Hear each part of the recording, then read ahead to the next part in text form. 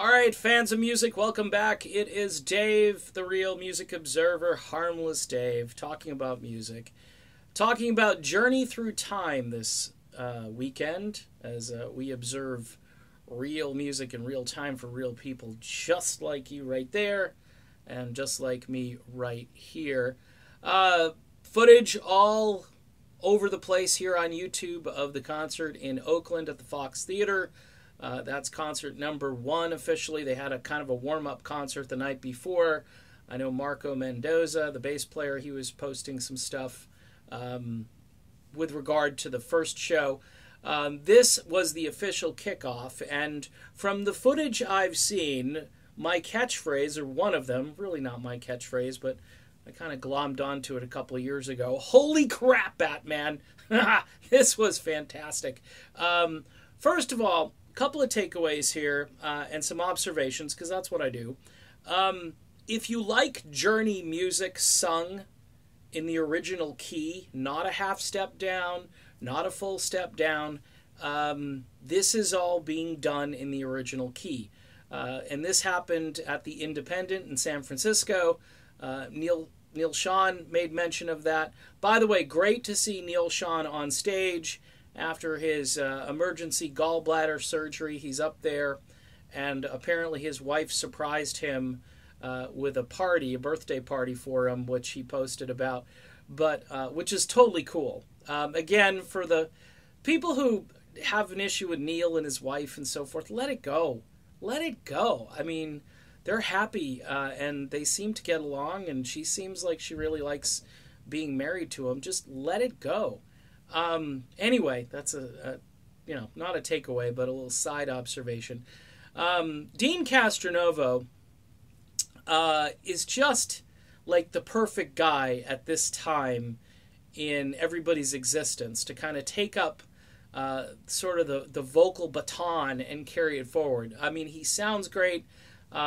He reluctantly gets up there to sing like Stay a While and Trial by Fire. And by the way, to hear Trial by Fire, a song that was never really performed live after the album of the same name came out in 1996, it was almost like the fans got shortchanged because they didn't get to hear that material out on the road live.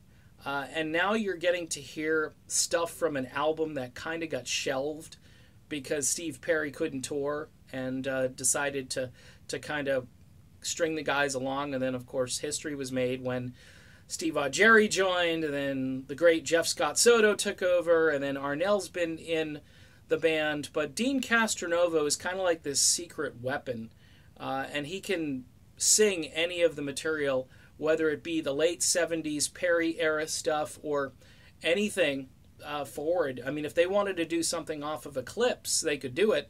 Don't know what else they did last night, but I can guarantee you, you're never going to know. You're never going to know ahead of time because Neal Schon has said that these sets are all going to be different.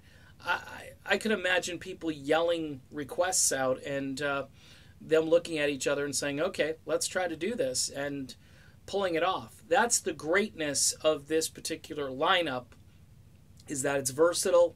Things are being sung in the original key, which is awesome. And they're having fun.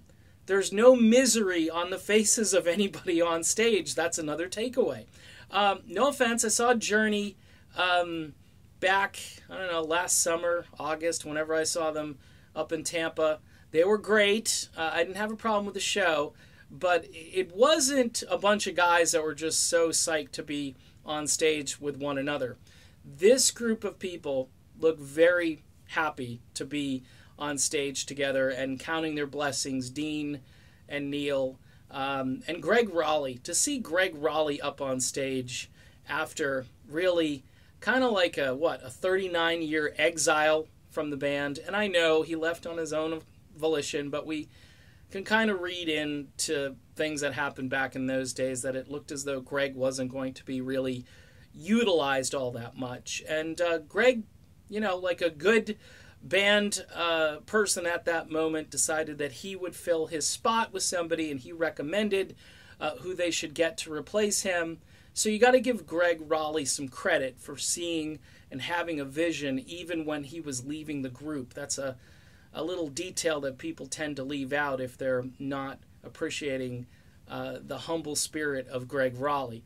So, again, if you're a Journey fan, I know there aren't a ton of dates. There are a few that are out there. If you're in Phoenix, and that thing hasn't sold out yet, go grab some tickets. More dates hopefully going to be added soon, but this is going to be one hell of a tour. So buckle in, and if you're a Journey fan or just a plain old music fan, you should try to check these guys out. Just fantastic. And I'll be talking about them more, obviously. All right, see you soon.